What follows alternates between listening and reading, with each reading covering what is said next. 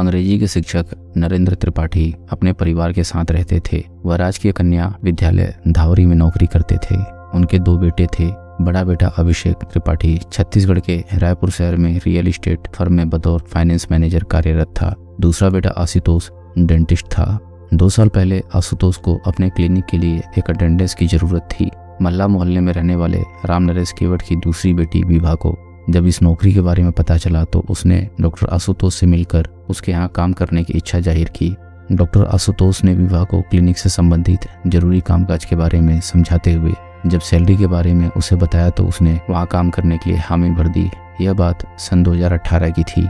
Doctor Ashutosh ने विभा को clinic से संबंधित सभी बातों को समझाने के बाद यह भी समझाया कि वहाँ आने वाले पेशेंट से किस प्रकार का व्यवहार करना है। फिर उसे अपना मोबाइल नंबर देते हुए कहा कि अगर उसकी अनुपस्थिति में उसे कोई भी मुश्किल आए तो मुझे कभी भी कॉल कर सकती है।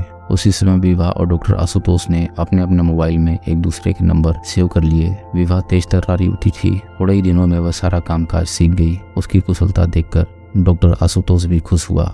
विभा यहाँ काम पाकर पूरी तरह संतुष्ट थी क्योंकि उसके प्रति डॉक्टर का व्यवहार ठीक था। वह वेतन भी टाइम से दे देता था। इस तरह धीरे धीरे समय का पहिया घूमता रहा।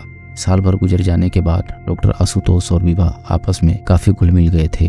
पेशेंट की मौजूदगी में वे दोनों एक दूसरे से सिर्फ काम की ही बातें करते थे, लेकिन जब वहाँ कोई नहीं होता था तो वे हंसी मजाक से लेकर दुनिया जहान की बातें करते थे। बातों बातों में वक्त आसानी से कट जाता था। इसी दौरान डॉक्टर आशुतोष ने मन ही मन विभा को पाने की योजना तैयार की और उस पर अमल करना प्रारंभ कर दिया। अपनी योजना के तहत शाम को जब वह क्लिनिक बंद करता तो घर जाने से पहले विभा को उसके घर छोड़ने जाने लगा। विभा डॉक्टर आशुतोष के इस बदले हुए व्यवहार के पीछे की चाल को नहीं भांप सकी। उसने सोचा कि आशुतोष खुश होकर उसकी मदद कर रहे हैं। कभी कभार वह विभा को घर छोड़ने से पहले किसी होटल या रेस्टोरेंट में ले जाता जहां खाने के दौरान वह विभा का दिल जीतने की कोशिश करता। विभा एक गरीब परिवार से ताल्लुक रखती थी। जल्दी वह उसकी बातों में आ गई। डॉक्टर आशुतोष ने जब ताड़ लिया कि विभा उसकी इच्छा का विरोध नहीं करेगी तो एक दिन उसने विभा को शादी करने का झांसा देकर उसके साथ शारीरिक संबंध बना लिया। उस दिन के बाद विभा के प्रति डॉक्टर आशुतोष का व्यवहार एकदम बदल गया। विभा को खुश रखने के लिए वह उसे महंगे तोहफे आदि देता रहता था ताकि उसकी जिस्मानी जरूरतों को पूरा करने में विभा आनाकानी न करे। अलबत्ता एक दिन विभा ने अपनी बड़ी बहन को आशुतोष से अपने अफेयर की बात बता दी और यह भी कहा कि कुछ दिनों के बाद डॉक्टर आशुतोष उससे शादी कर लेगा। इस पर उसकी बहन ने उसे समझाते हुए कहा कि अमीर लोग गरीब घर की लड़की से शादी करने की बात अपना मतलब निकालने के लिए करते हैं, कहीं तुम आगे चलकर ठगी न जाओ, इसलिए जितनी जल्दी हो सके शादी कर लो।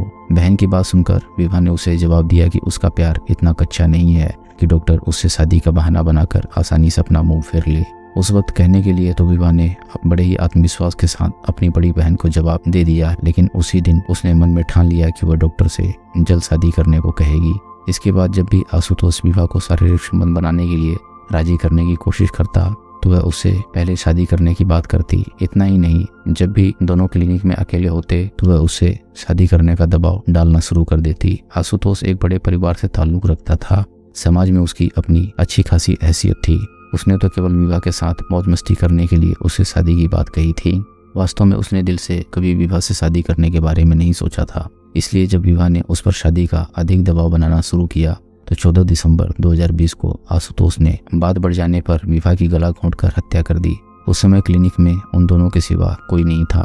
विभा की हत्या करने के बाद आशुतोष ने उसकी लाश एक बोरी में डालकर क्लिनिक के अंदर ही एक कोने में रख दी। अगले दिन वह क्लिनिक के पेशेंट का इलाज करते हुए मन ही मन विभा की लाश को ठिकाने लगाने की तरकीब सोच रहा था। दोपहर के बाद उसने कुछ मजदूरों को बुलाया और क्लिनिक के पीछे बारिश का गंदा पानी जमा करने की बात कहकर एक 6 फुट गड्ढा खुदवाया। रात को जब उसने विभा की लाश गड्ढे में डालकर उस पर नमक डाला, फिर उस पर थोड़ी मिट्टी डाल दी। इसके बाद कहीं से उसने एक कुत्ते की लाश का इंतजाम किया। कुत्ते की लाश को उसी गड्ढे में डालने के बाद उसने उसके ऊपर अच्छी तरह से मिट्टी भर दी। कुत्ते की लाश गड्ढे में इसलिए डाली गई ताकि विभा की लाश की बदबू आसपास फैलने पर अगर लोग बदबू उठने का कारण पूछे तो वह सबको बता सके कि वहाँ कुत्ते की लाश दबाई गई है। इस तरह विभा की लाश इस गड्ढे में दबी होने की बात उजागर नहीं होगी।